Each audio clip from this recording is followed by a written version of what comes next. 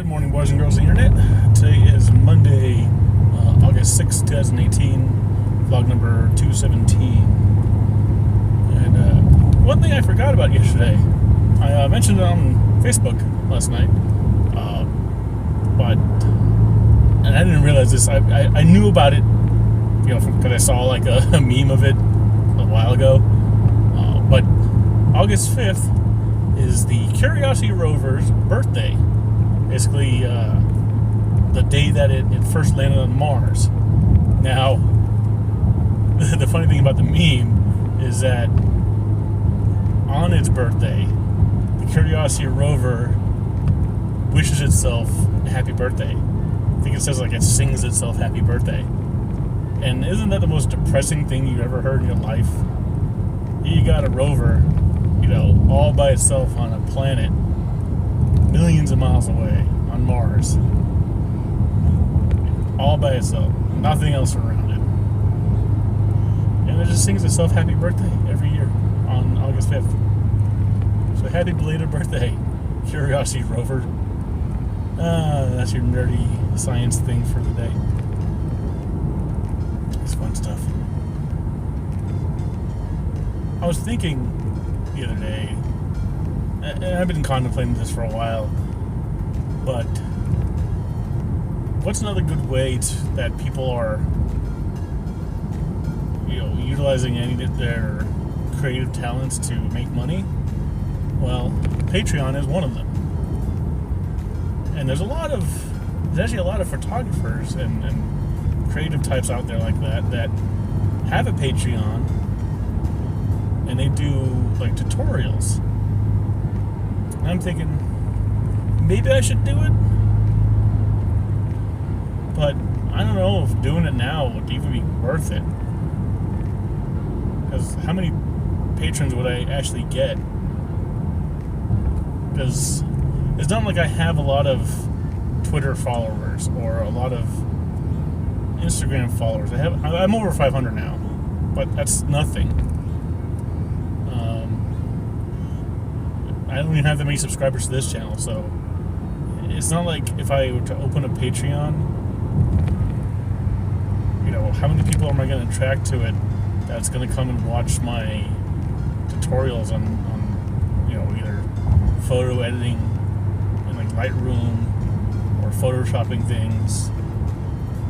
And none of that, to do that takes a lot of effort. I mean, I'm not saying that I'm not against the effort. I'm saying will the effort be worth it? Because that's a lot more planning and editing, and it's just a lot of work for how much payoff. I mean, I guess there's people out there that put videos on YouTube for free that does the same thing. And that's the thing I always wonder about. It's like, all right, you got these like known photographers. Like I know, for example, some like cosplay photographers like Martin Wong and David Love Photography.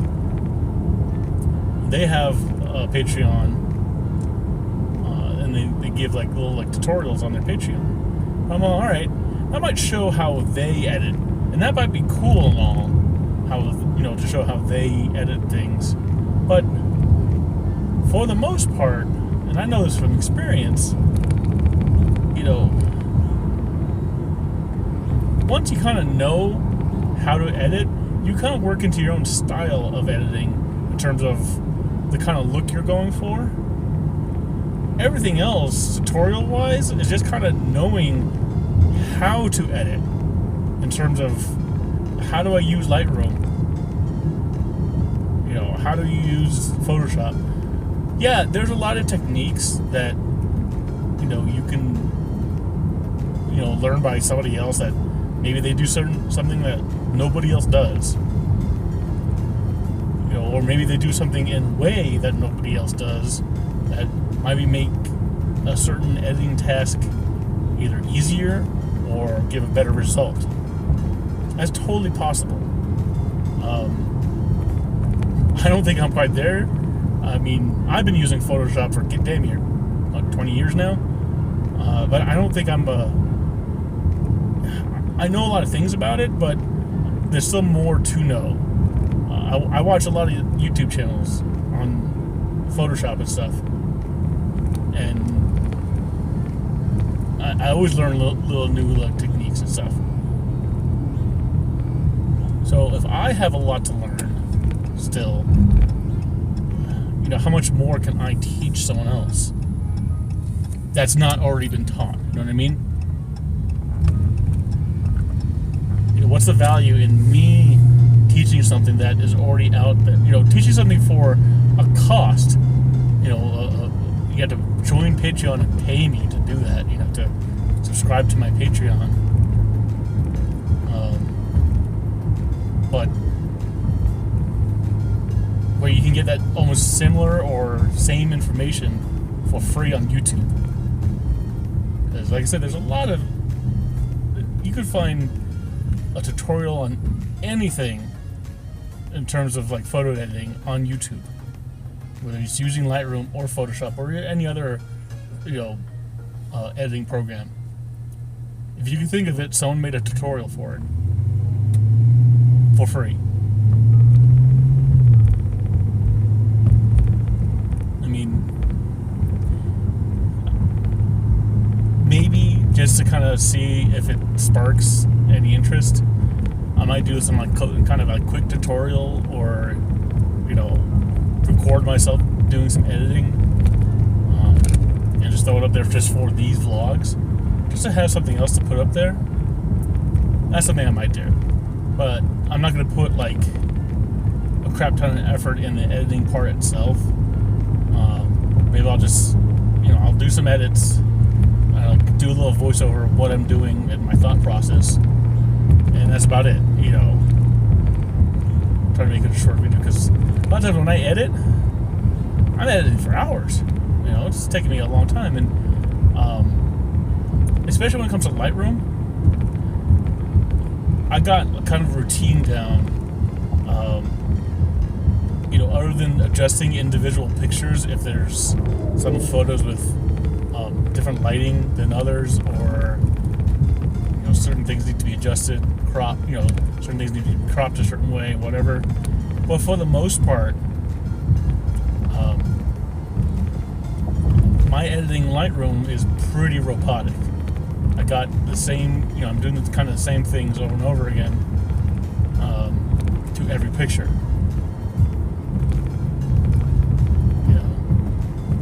And a lot of people will say, well, Lightroom has a sync feature. You can sync all the same style of the pictures. Well, I find that it works for that works for a lot of pictures, but I do a lot of extra things to the photos that requires unique gradient maps, circular gradients in certain areas of the picture that could be different for every picture.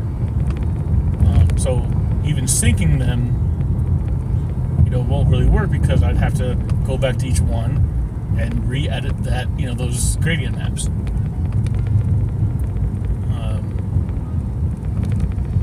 So that's just for an example.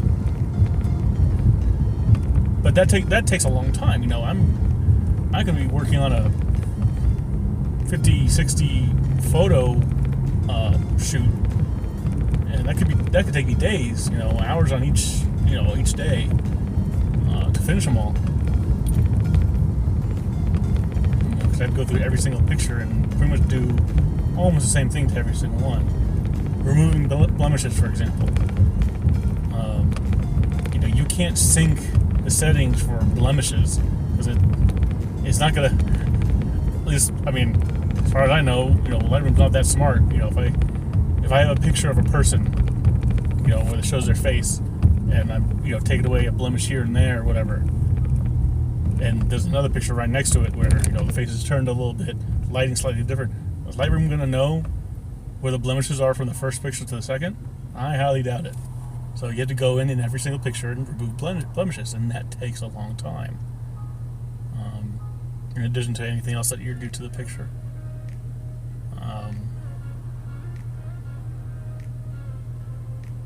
Now, of course, I could, some of the things that I do, are they really necessary? Not really. I just think it gives a little bit, it enhances the picture just slightly better. Just a kind of example of one thing I do. I have a preset brush that sharpens and brightens the eye. It makes the whites slightly whiter. I don't like to have it like super white, that's unrealistic. But it makes it more crisp and sharper. And the eyelashes around it, and any bit of like they have like mascara on, it'll darken those. So I have to do that to every picture. I have to go to each picture and brush the eye, just to kind of bring out that little bit of enhancement.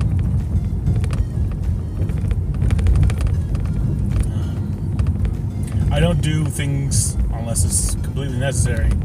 Like I don't really like to like whiten teeth because I think that looks fake.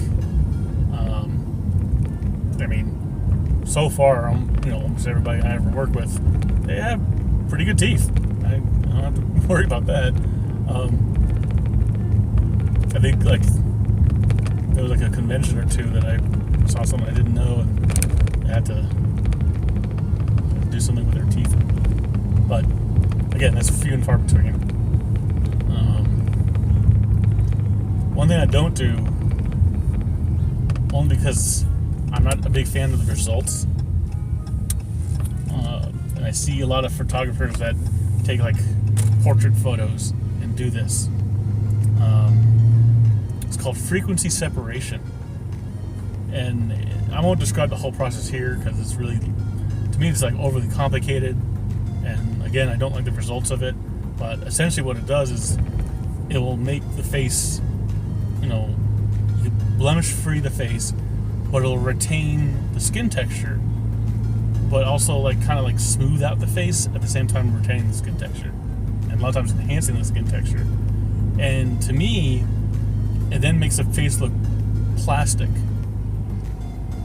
I guess it depends on how far you go with it. I guess you can scale it back a bit and not make it look, but almost every time I see a picture that had this process done to it, this frequency separation, Google it and you'll see what I mean. Screw it, I'll pop a picture up here of it and you can see what I mean.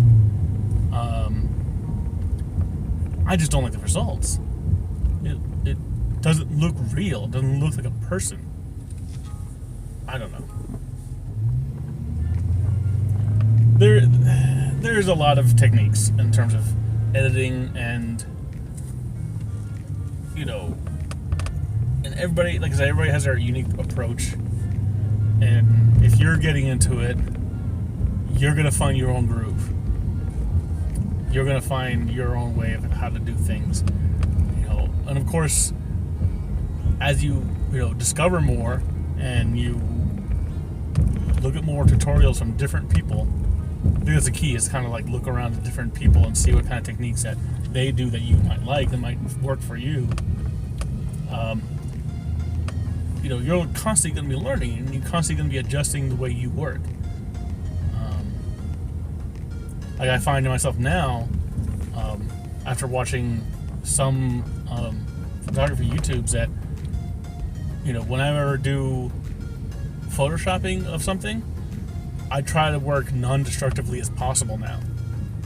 What I mean by that is working with, duplicating layers, making smart layers, smart objects, and putting like filters on top of things where it won't destroy the picture underneath. It won't affect it. And for the most part, it's a good practice to just have. But for some edits, you don't really need it. If you're just doing like a minor editing, you don't really need to work non-destructively at it if you're just going to be like doing one or two things at it. If you make a mistake, you can go back and fix and undo what you did. The whole point of working non-destructively is that if you do make a mistake, you can correct it, no matter how much you messed it up, because it's not destructive. Anyway, instead of rambling on, I think I'm going to be done with this video. Let me know what you think. Should I open up Patreon, or should I do some photo editing techniques for this vlog? Maybe it might be cool. I don't know. That's all for today. I'll talk to y'all later. Everybody have a good day. I love you.